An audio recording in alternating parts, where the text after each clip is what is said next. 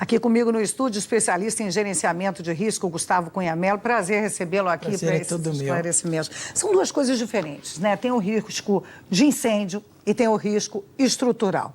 Comecemos pelo do incêndio. Ali é uma tragédia anunciada, né? Ocupação irregular, muito papel, papelão, botijão de gás, fiação aparente, sobrecarga de energia.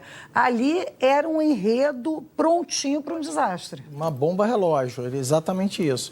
Você tem uma carga de incêndio muito grande, aí você está envolvendo lixo que não é retirado, papelão, colchão, móveis, entulhos, coisas abandonadas e certamente isso tudo é carga de incêndio. Uma residência normal, com manutenção, adaptada para habitação, que não era o caso, era um prédio abandonado, ela deveria ter uma série de equipamentos protecionais contra incêndios. Estou falando de hidrante, sprinkler, etc. Essa obra é uma obra anterior ao Código de Obras, 1968, quando ela foi entregue. Código de Obras, São Paulo veio em 75, 76, São Paulo e Rio, em função das tragédias de Joelma, Andraus, o Andorinha aqui no Rio. E a partir do Código de Obras se tornou obrigatório a construção com esses sistemas protecionais. Evidentemente que não tinha nada disso. Não tinha nada disso. E isso retardaria e diminuiria a temperatura das chamas, porque o prédio só colapsou pelo excesso do calor. Isso que eu queria falar com você, porque você falou aí do lixo, e o que a gente sabe, os moradores dali tiraram os elevadores, então já ficou aquele duto de ar livre, sim, que favorece que as chamas se alastrem muito rapidamente. Eles jogavam lixo justamente ali no poço do elevador. E você chama a atenção justamente pela intensidade das chamas. Que temperatura pode ter chegado ali, hein? Existe uma curva de temperatura e tempo para você colapsar uma estrutura de concreto, que ela suportaria. Como o tempo foi muito curto, esse prédio desabou, se não me engano, em torno de 1 hora, você teve uma temperatura muito alta, muito rápido. Ou seja, eu cheguei a 400, 500, 600 graus numa velocidade muito grande.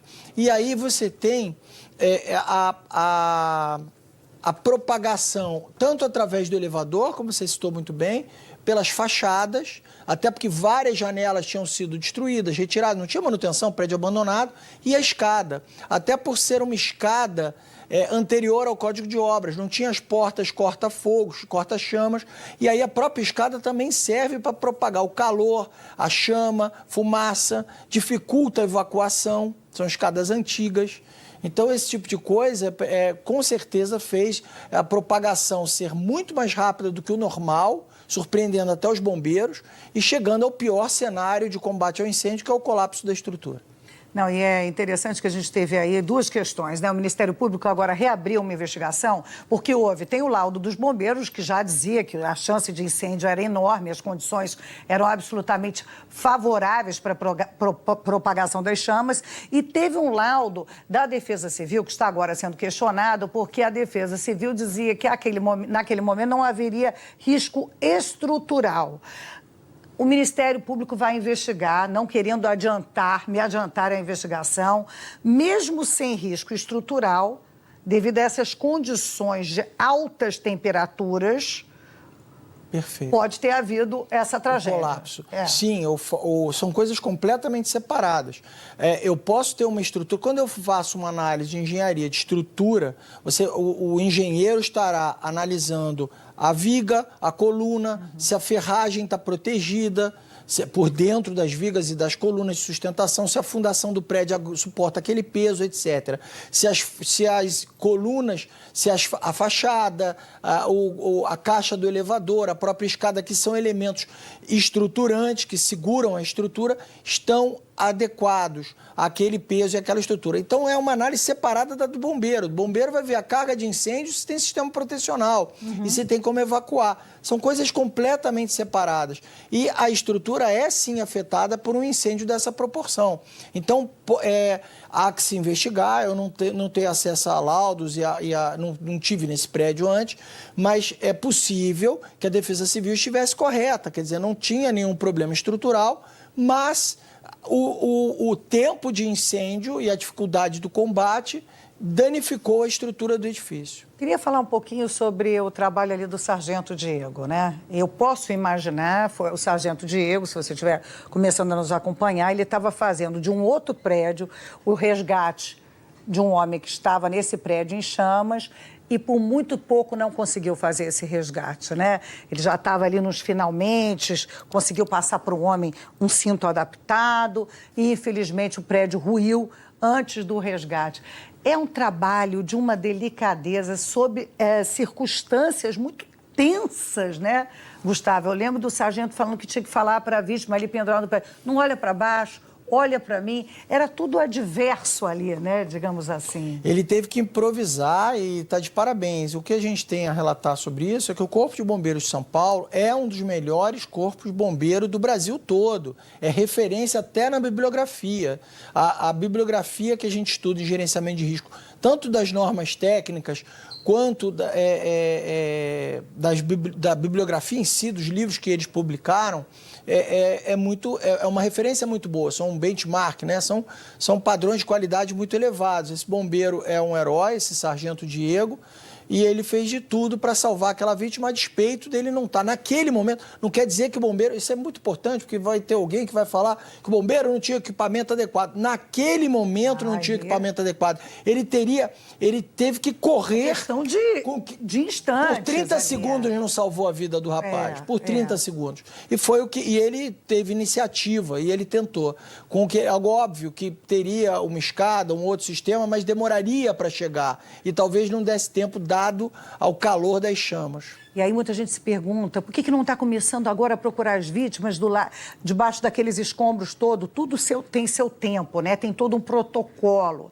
Por que os bombeiros não podem mexer naquilo ali por 48 horas? Por que tem que respeitar primeiro essa parte de limpeza, esperar esse tempo passar, Gustavo? Tem 2 pontos importantes. Primeiro, salvaguardar a vida dos próprios bombeiros, porque ali ainda tem uma estrutura, pode ter ainda focos de incêndio dentro dos destroços. E tem um subsolo ali onde morava a gente também, com né? muita carga. Não, aquilo ali é uma carga compactada. Ali tem botijão de gás, ali tem uma série de produtos altamente inflamáveis que ainda estão sobre um calor muito grande embaixo dos escombros, sobre os escombros. Se mexer ali pode até provocar algum tipo de explosão. Sim. E até voltar às chamas. Então, os bombeiros têm que tomar cuidado, tem que ir resfriando porque você tem o triângulo do fogo, você tem o combustível que está lá, que é madeira, papel, gás, você tem o calor e você tem o oxigênio. O oxigênio você não tem o que fazer, o combustível você não tem o que fazer, está lá no entulho. O que você tem que fazer é o resfriamento, calmamente, para tirar o calor e você não ter novas chamas. Até para salvar eventuais vítimas com vida que estejam sob os escombros. Segunda hipótese, ele tem que, depois disso... A hipótese de ter vítimas com vida ali, óbvio que muito remota, mas existe e tem que se trabalhar com isso. Ele não pode simplesmente colocar uma máquina, uma escavadeira e sair recolhendo ele terá que trabalhar... um trabalho manual, né? Manual com muito cuidado, exatamente. Gustavo, pela sua experiência, essa é uma tragédia que poderia ser muito pior, porque a gente viu aí o esvaziamento de um prédio com mais de 100 famílias, muita gente morando ali dentro. Houve mais ou menos um tempo hábil de pouco menos de 1 hora para esse esvaziamento do prédio. Podia ter sido muito pior, né? Maria, não tem a menor dúvida. Isso, para mim, um milagre. A princípio, a gente está discutindo uma vítima. Isso é uma tragédia anunciada e poderíamos ter uma quantidade infinita de vítimas. Foi sorte ser um feriado, de madrugada, a região não estava habitada, o prédio desabou, quer dizer, no centro de São Paulo. Aquilo ali estaria fervilhando num horário normal.